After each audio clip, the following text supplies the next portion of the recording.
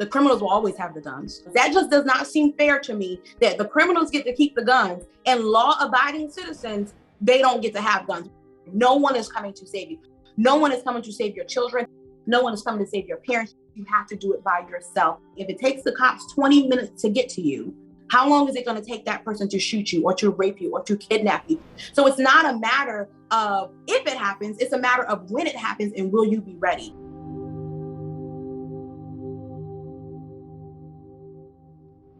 Hey everyone, welcome to Unmuted. I'm your host, Brittany Jones Cooper. And did you know that Black women are the fastest growing group of gun owners in the country?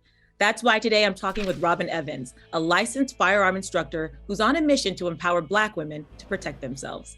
Hi, Robin. Hi, Brittany. Thanks so much for having me. When was the first time you held a gun and who taught you how to use it? Back when I was like 17 years old, my father, he's retired NYPD, he actually took me to a shooting range, taught me everything about guns. And then from there, I became a member of the NRA. And then I had to get certified to be an instructor for the NRA. And then from there, I had to go through the South Carolina Law Enforcement Division. You started a business called Chicks with Triggers in 2021. So what inspired you to do that and want to teach other Black women how to use guns? In 2021, we were just coming out of COVID. Violence was at an all-time high. The whole George Floyd incident, there was a huge racial war that was going on. There was a huge shift in Black people in general just wanting to learn how to defend themselves. And you know what? When I first started, I didn't even know if women would come. Man, they came through the gates running. I just hit another milestone of 2,000 people that I have trained since I started in 2021. You couldn't have paid me to tell me that it would be this big, but it is. So tell me about the atmosphere you've created in some of the classes that you offer. My classes are beyond fun. We play music the whole time. We listen to Cardi B, Beyonce. I color all of my guns. I have Louis Vuitton guns, Tiffany blue guns, pink AR-15s. Women are already intimidated when they come here, but they all left knowing how to properly use a gun, load a gun, unload a gun, how to handle a gun. Your finger should never be on the trigger. I teach them all of those things. I just do it in a different way. And the stereotypical gun owner in the US is white and male.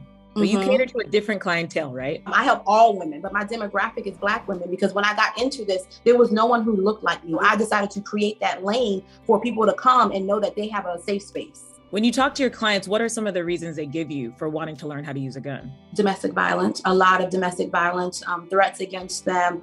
They've been raped, they've been locked in cellars, they have been kidnapped and thrown out into the middle of the street in the middle of nowhere. It's not like people just come to me and say, okay, I want to learn how to use it. It's because of something. Somebody scared them. Something scared them. With gun ownership in general, people who are against it, they just don't understand it. They just haven't been in that situation to where they need it. Everyone hates guns until they need one. What does a woman need before she can come be instructed by you? In order to take my class, you had to know somebody. Somebody had to recommend you. Somebody had to vouch for you. I do not allow people to sign up online. For the state of South Carolina, you have to be at least 21 years of age. You have to have no convictions of domestic violence, no felonies, no crimes against children, and no drug charges within the past year in order to get a permit. If you do have the drug charges, then you have to wait 1 full year past that date of conviction, and then you can get a permit. But as far as the felonies and domestic violence, that's a big no. Gun ownership is kind of stereotypically seen as a conservative thing, a Republican thing.